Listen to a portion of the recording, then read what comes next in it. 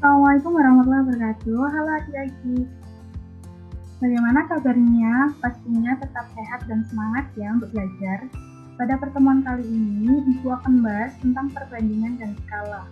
Ada yang tahu apa itu perbandingan? Perbandingan adalah membandingkan dua nilai atau lebih dari suatu besaran yang sejenis dan dinyatakan dengan cara yang sederhana. Perbandingan A ke B dinyatakan dalam desimal atau perbandingan juga bisa dinyatakan dalam pecahan. Perbandingan dapat dinyatakan dalam tiga bentuk. Yang pertama, bentuk kalimat. Bisa dibilang dengan 3 banding 4. Kedua, bentuk pecahan atau 3/4. Yang ketiga, ada bentuk simbol atau 3 banding 4.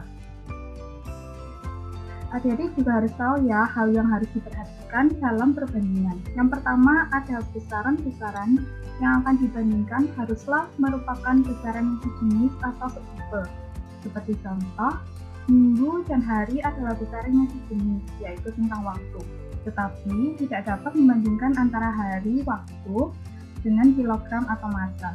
Yang kedua, besaran-besaran yang akan dibandingkan harus menggunakan satuan yang sama. Seperti contoh, jika ini membandingkan minggu dengan hari, maka minggu harus diubah terlebih dahulu menjadi hari. Perbandingan bisa dibedakan menjadi dua ya adik-adik. Bisa A, yaitu perbandingan senilai.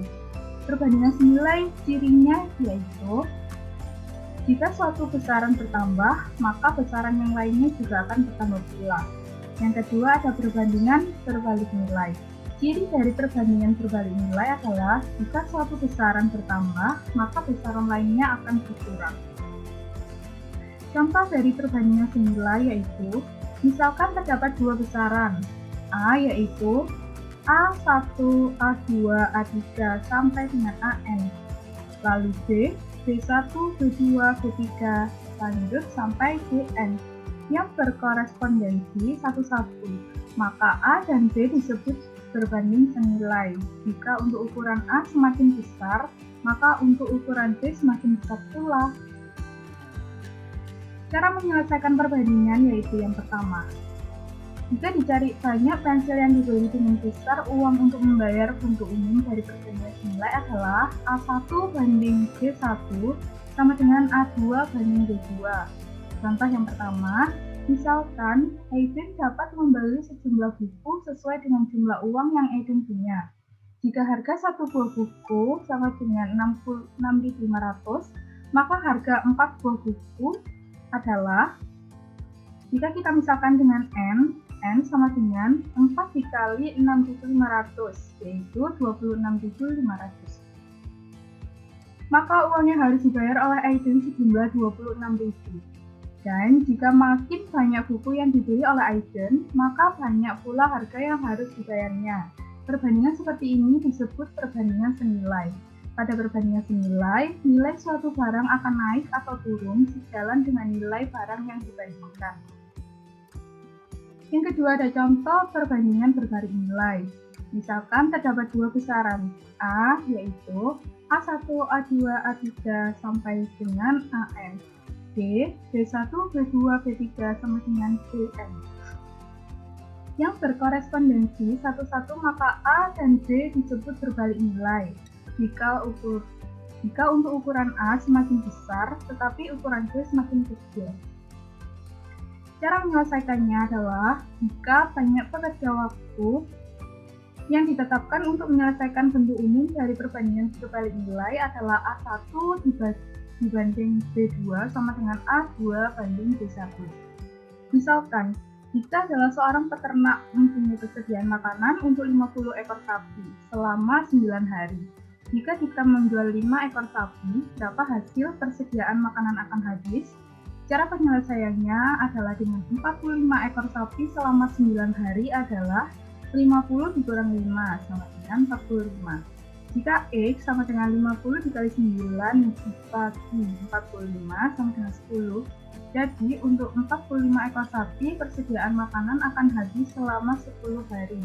Dapat disimpulkan bahwa semakin sedikit jumlah sapi, maka semakin lama pula persediaan makanan yang akan habis.